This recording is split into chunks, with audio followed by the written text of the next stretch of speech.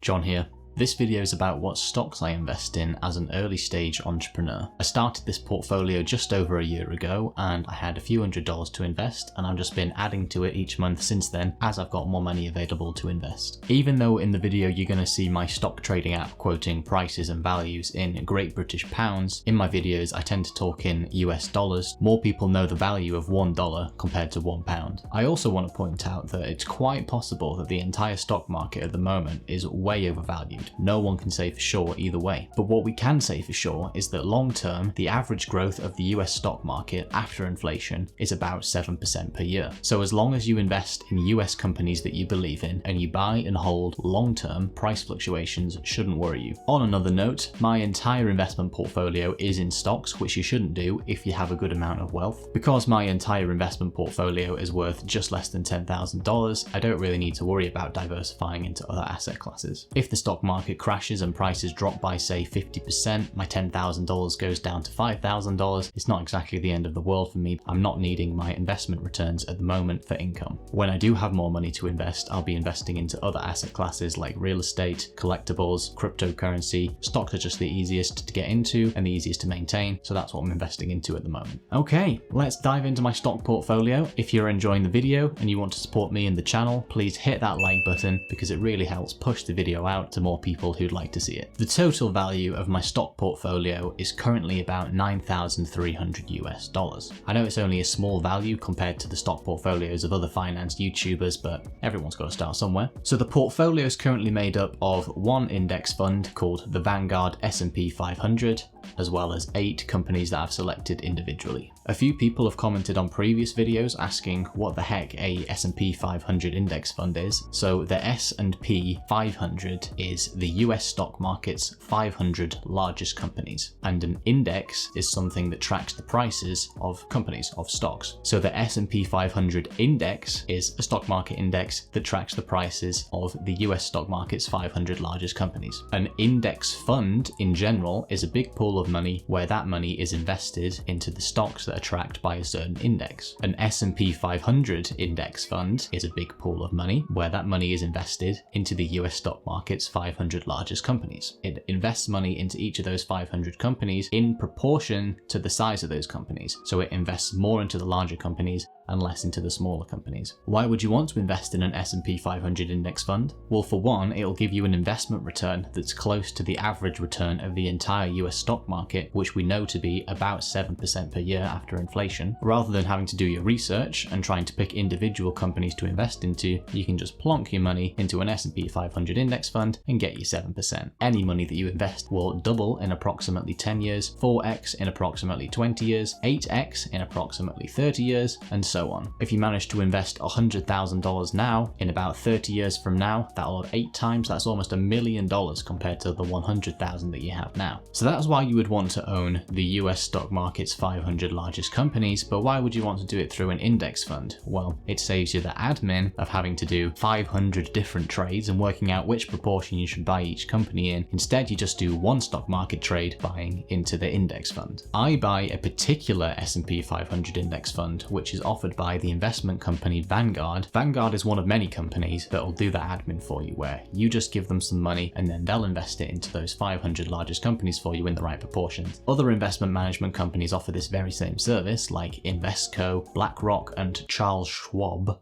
But what's special about Vanguard is they have very low fees for handling this admin work because they don't have any outside shareholders. All the other investment management companies have shareholders who want to make money from the company, charge higher fees, whereas Vanguard has the lowest possible fees. They basically run at the cost. It actually matters a lot because over many years, having a slightly lower investment return because those fees are coming out of there, it really compounds and can make a huge difference to the end pot of money that you have. I also said that I invest in 8 companies that I've selected individually. Why would I do this when I can get almost a guaranteed 7% per year after inflation by just dumping money in that index fund? Is to try to get a better than 7% average annual return. I'm young enough where if these individual companies that I've chosen start losing me money, I'll have enough time to rebuild, so I'm being a bit riskier with my investment strategy, weighting more money into individually selected stocks rather than just plowing it all into an S&P 500 index fund. People often quote Warren Buffett Buffett as saying that the average investor should only buy index funds, but he also said that diversification is protection against ignorance. It makes little sense if you actually know what you're doing. The average person doesn't have the desire to spend time learning about investing and choosing which companies to invest into, so their best bet is to just buy a stock market index fund and then they'll get the average market return with absolutely no extra knowledge required. But for people like us who are into investing, and if you're still watching this video to this point, you definitely are into investing, we can get higher returns by selecting individual companies. So moving back to the companies that I invest in, these are just companies that I think are going to grow more than the average company long term. My method for choosing which companies to invest into is pretty simple. Number one, I have to use the company's products or services, so if I've been using them for a long period of time, they must be good in my opinion. And number two, I have to believe that there are areas that the companies can expand into so that they still have room to grow. So I'm just going to open up my stock trading app, scroll down to my investments. So after the S&P 500 provided by Vanguard, I invest in Tesla,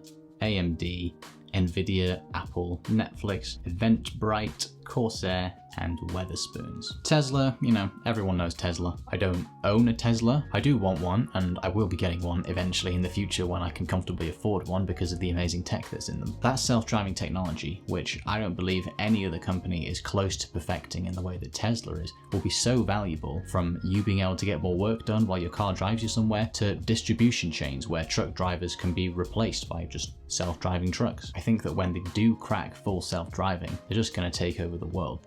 If we move on to AMD, in recent years, it's just been phenomenal. For the foreseeable future, people are going to want faster computers, and AMD and Nvidia are two of the companies that are going to make that happen. So here is Nvidia's stock price chart. 1 year's been pretty good.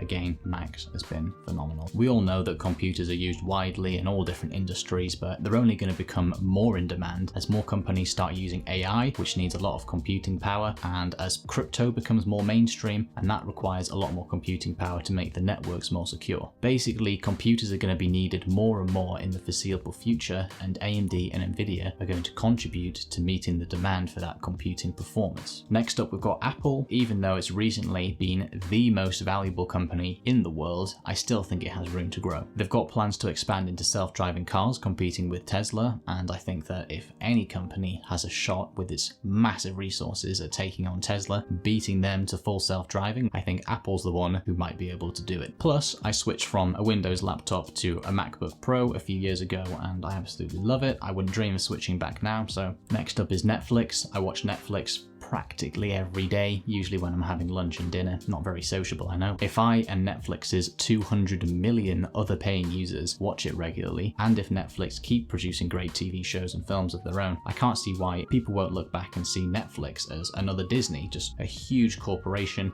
that basically pioneered so many great TV shows and films. So I'm backing Netflix now like you would have wanted to back Disney if you were alive 50 years ago. I used to be very into building computers and PC gaming and all that, and when I did build a PC for myself, I used a lot of parts from Corsair. Basically, if you know PCs and you know PC gaming, you know Corsair. And on top of that, the market that they're going after, the PC gaming market, is growing rapidly. I think that the best is still to come for Corsair. The 7th of the 8 companies that I'm invested in is Wetherspoons. So that's a pub chain that's based in the UK and Ireland. They've got almost 1,000 locations. I used to go there all the time as a student, less so now. Still go there sometimes though, and I just really like the atmosphere. They've got very good value food and drinks, and they still have a lot of room to grow because, like I said, they're only based in the UK and Ireland, so if they expand internationally, they can turn that 1,000 locations easily into 10,000. People go to pubs in times of economic growth when they have lots of money to spend, and they also go in times of recession to drink their sorrows away, so pubs are always going to do well. And this last one, Eventbrite,